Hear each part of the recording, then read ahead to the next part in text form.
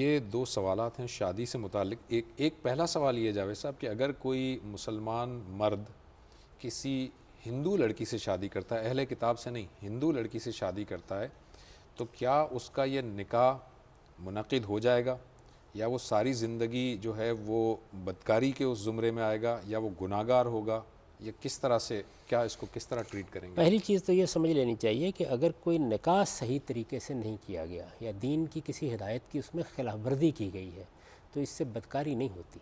وہ اپنی جگہ ایک غلط کام ہوتا ہے، جرم ہوتا ہے، لیکن اس سے بدکاری نہیں ہو جائے گی۔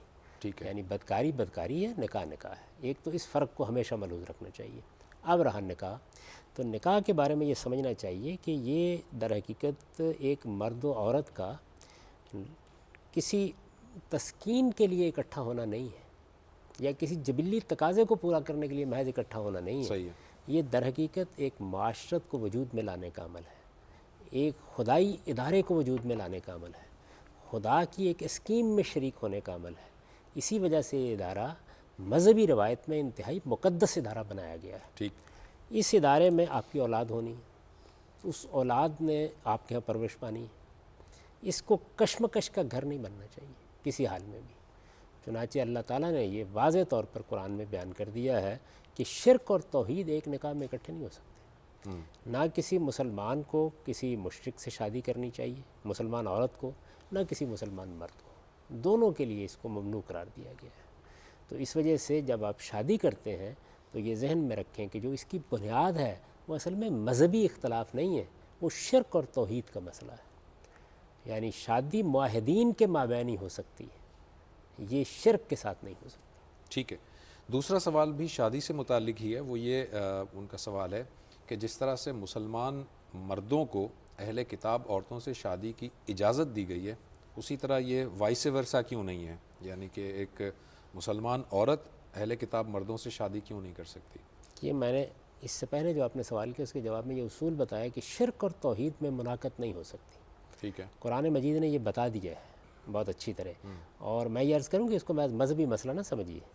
اصل میں شرک اور توحید کا معاملہ ہی دین کی اصل بنیاد ہے۔ بالکل ٹھیک ہے، اگر کسی آدمی میں شرک اور توحید کے فرق کا استحضار نہیں ہے تو پھر اس کو مسلمان کہلانے کا بھی کوئی حق نہیں۔ یعنی وہ اپنے خدا کی بارگاہ میں دوسروں کو شریک مان کر قسموں سے حاضر ہوگا۔ تو شرک اور توحید، اسی وجہ سے قرآن مجید یہ کہتا ہے کہ اللہ تعالیٰ ہر گناہ کو معاف کر سکتے ہیں اپنے قانون کے مطابق، لیکن وہ شرک کو معاف نہیں کریں گے۔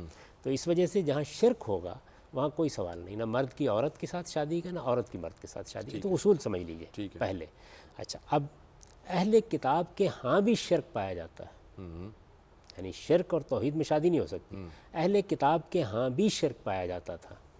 جب توحید کا غلبہ قائم ہو گیا، مسلمانوں کا تہذیبی غلبہ قائم ہو گیا، تو عورتیں اصل میں دوسرے گھر سے آپ کے گھر میں آتی ہیں۔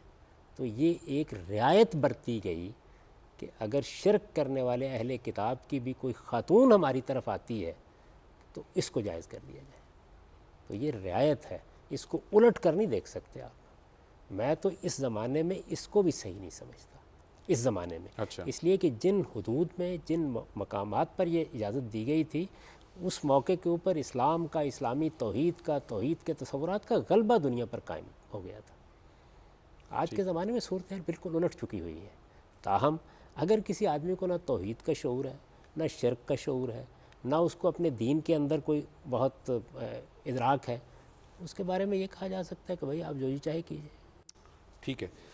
ایک خاتون ہیں جی، انہوں نے انگلینڈ سے کویشچن کیا ہے، وہ کہہ رہی ہیں کہ میں ایک شاپ پہ کام کرتی ہوں اور جہاں پر شراب اور سور کا گوشت بیچا جاتا ہے، اور میرے پاس اس کے علاوہ اور کوئی ذریعہ روزگار نہیں ہے، تو مجھے کیا کرنا چاہیے؟